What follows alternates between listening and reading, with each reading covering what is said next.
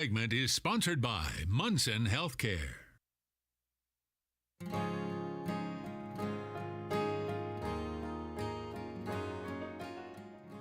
According to the Great Lakes Surf Rescue Project, Great Lakes drownings are on record pace to be the deadliest year since the organization began tracking drownings in 2010. The organization says drowning awareness is a neglected public health issue, and their goal is to change that. Now Great Lakes Surf Rescue is working hand in hand with Paul Oliver Memorial Hospital in Benzie County to not only help people avoid drowning, but also learn how to survive one. We want people to know it's a marathon for your life because people have this instinct, fight to survive. That's how Dave Benjamin describes drowning. And he would know because in December of 2010, he almost lost his life in Lake Michigan. I was surfing in Lake Michigan in Portage, Indiana, and ice flow was starting to come into the surf zone. And I was pretty close to the rock wall, and I looked over my shoulder, a big wave was peeking up, and it flipped me, and I landed flat on my back and got the wind knocked out of me. And then the wave closed out and pushed me to the bottom. I'm choking on water, my wetsuit's getting flushed. An experienced swimmer who grew up on Lake Michigan and even lived in California for 2 years surfing the ocean, Benjamin was instantly faced with life or death. You're vertical in the water and you're doing this climbing the ladder motion. And I'm realizing I'm doing all the signs of drowning. And the more that I'm doing it, the more I'm drowning. It's called the instinctive drowning response. Humans instinctively know how to drown. And so I just thought, if I stop doing this, the more I'm struggling, the more I'm not going to make it. I'm going to do nothing, and I laid back to float. For about 40 minutes, Dave Benjamin desperately struggled in what he calls a marathon for his life, and eventually made it out. That near-death moment prompted him to start the Great Lakes Surf Rescue Project.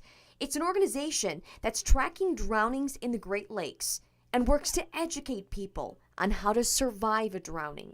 I was a strong swimmer. I knew how to swim. And the reality is that 66% of all drowning victims are good swimmers. But if 66% of drowning victims are good swimmers, then there's a gap there. Something's missing. To help combat the missing link, Barb Smith, a registered nurse and trauma program coordinator with Paul Oliver Memorial Hospital in Frankfort, stepped up.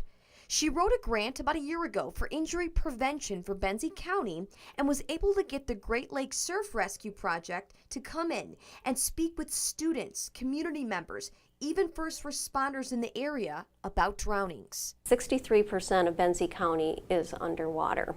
In addition, we are immediately adjacent to Lake Michigan. About half of the drownings on the Great Lakes occur on Lake Michigan. Working with trauma patients, Smith sees the worst of the worst and knows all too well accidents can be prevented. We're stressing that wearing life jackets.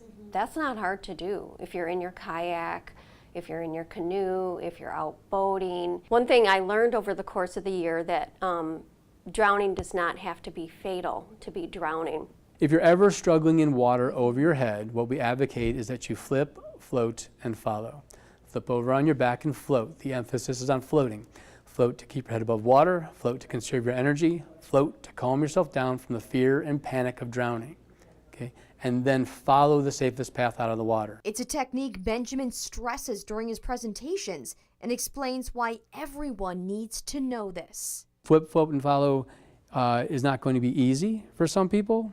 It's going to be difficult in certain wave conditions. You know, we don't want to scare people out of the water. We just want people to enjoy it safely and to really understand it. Dave Benjamin says the drownings in the Great Lakes are just the tip of the iceberg of what he calls a nationwide drowning epidemic.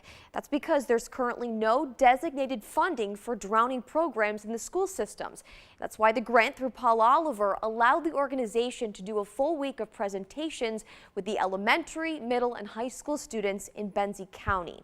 If you'd like more information about Great Lakes Surf Rescue and their mission, I've posted a direct link on our website, upnorthlive.com.